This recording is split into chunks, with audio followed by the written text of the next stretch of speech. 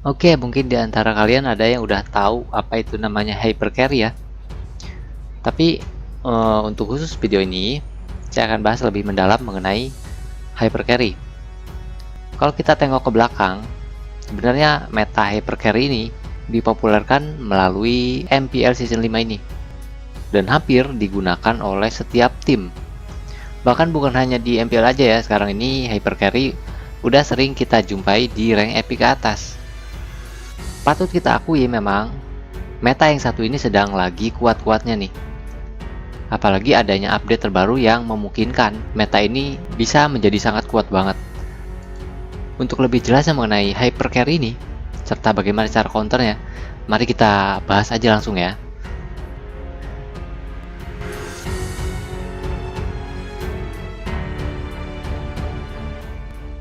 Nah, sebenarnya apa sih hypercarry itu? Pada dasarnya, hypercarry itu membuat seorang pemain core atau hero core-nya, baik itu assassin maupun marksman ya, diberikan keleluasan oleh rekan-rekan setimnya untuk bisa mendapatkan gold sebanyak-banyaknya, baik itu melalui monster, minion, dan tentunya yang paling menonjol dari meta hypercarry ini adalah hero core tersebut dikasih buff dua-duanya, antara buff merah dan juga buff biru atau buff ungu. Nah, jadi kedua buff tersebut diambil sama si hero core-nya. Nah, efeknya apa? Tentu kondisi ini membuat hero core tersebut bisa kaya raya ya, dan juga mencapai level 8 ataupun 9 hanya dalam 5 menit ke bawah. Nah, untuk komposisinya biasanya menggunakan satu marksman, satu offlaner, 2 support dan juga satu tank. Nah, kalau misalnya hypercarry-nya itu assassin, maka tetap kita menggunakan satu marksman, kemudian satu offlaner, satu support dan juga satu tank. Tapi masalahnya di sini ya, meta hypercarry ini sangatlah susah kalau marksman kita terculik oleh lawan. Karena kalau kita main pakai meta ini, tentunya damage terbesar dari si hypercarry ini. Oleh karena itu, kalau menggunakan meta hypercarry, benar-benar yaitu 2 support itu dan juga satu tank harus saling bergantian untuk menjaga marksman supaya nggak kena culik ataupun ciduk oleh musuh. Nah, kelebihannya kalau kita menggunakan meta hypercarry, ini akan sangat kuat ya di early game, bahkan sampai ke late game. Nah, untuk itu ya, bagi kalian yang ingin mempelajari meta hypercarry, berikut adalah komposisinya. Nah, kira-kira kalau komposisinya adalah seperti ini. Yang pertama, hero tanker. Dan hero tanker untuk komposisi ini punya fungsi ganda ya.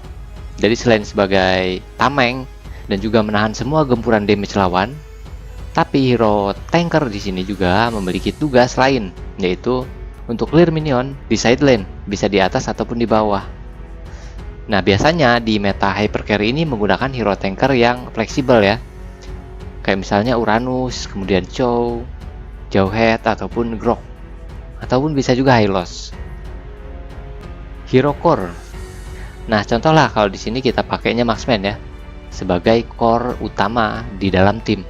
Dan diutamakan untuk hero-hero marksman-nya adalah yang punya burst damage yang besar. Kayak misalnya Granger, Kari, Bruno, Wan ya. Dimana hero-hero tersebut kalau di early game akan selalu dikawal oleh support untuk farming secepat mungkin. Dan tugas hero marksman di sini nggak mudah ternyata ya. Karena harus menempatkan posisi dengan baik supaya tidak mudah diculik oleh hero lawan. Hero support. Dan untuk hero yang ketiga adalah hero support ya. Dan ini adalah role yang lumayan vital untuk komposisi ini. Soalnya fungsi dari hero support di sini yaitu untuk membantu farming hero marksman dan juga memiliki damage yang cukup sakit. Contohnya bisa menggunakan Digi, Nana, Rafaela, ataupun Carmilla. Hero mage support. Dan ini juga walaupun dia mage ya, tetap aja nanti dia sebagai support, dimana hero mage ini melakukan rotasi untuk selalu mengawal hero core team dan juga memberikan cicilan-cicilan kepada lawan, atau istilahnya nyicil-nyicil darah musuh ya. Dan biasanya hero mage support yang digunakan contohnya kayak Valir, Selena, Parsia, Aurora, dan lain-lain. Dan selanjutnya untuk komposisi terakhir adalah fighter. Dan di meta hypercarry ini fungsinya adalah sebagai offlaner ya. dan dia hanya fokus di satu lane aja. Jadi kalau kita lihat di sini, formasinya adalah 1-3-1 ya. Satu tanker di atas atau di bawah, kemudian 3 di tengah di mid lane, dan satu lagi offlaner fighter, bisa di bawah atau di atas ya. Jadi biasanya hero fighter di sini tugasnya bergantian dengan hero tanker tersebut untuk saling backup supaya tim itu nggak mudah kena ganking lawan atau kalah dalam pertempuran. Dan hero fighter di sini memiliki tugas untuk membuka war bersama dengan tanker dan juga support lainnya.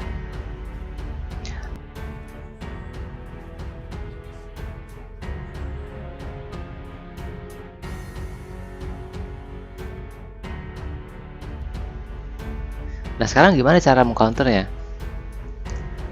Sebenarnya agak-agak susah ya, agak-agak susah dalam mengcounter dari meta ini.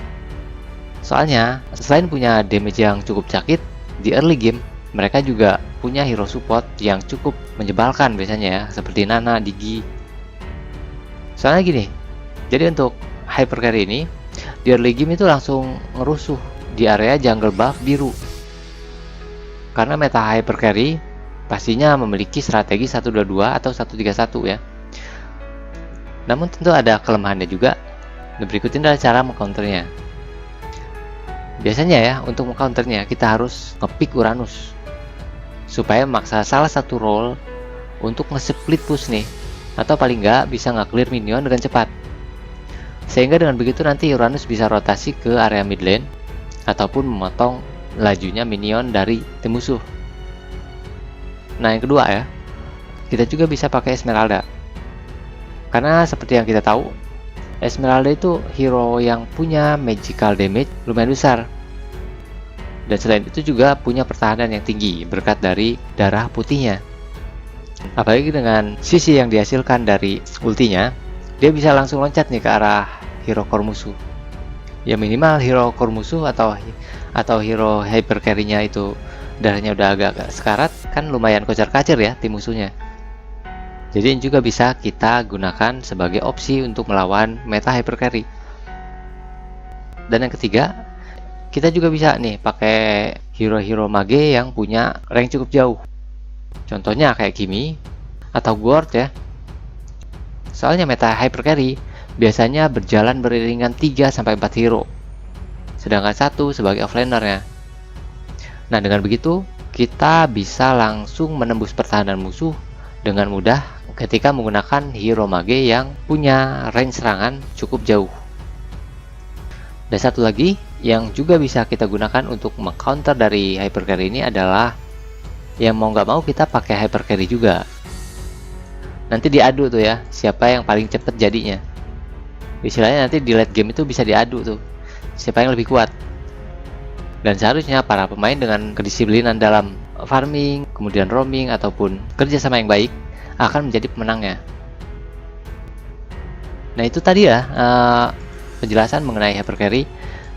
Silahkan kalau kalian punya pertanyaan ataupun pengalaman ya mengenai meta ini, jangan ragu untuk tuliskan di kolom komentar ya.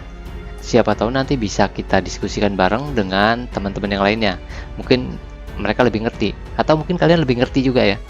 Jadi silahkan share pengalaman kalian di kolom komentar. Terima kasih, sampai jumpa di video selanjutnya.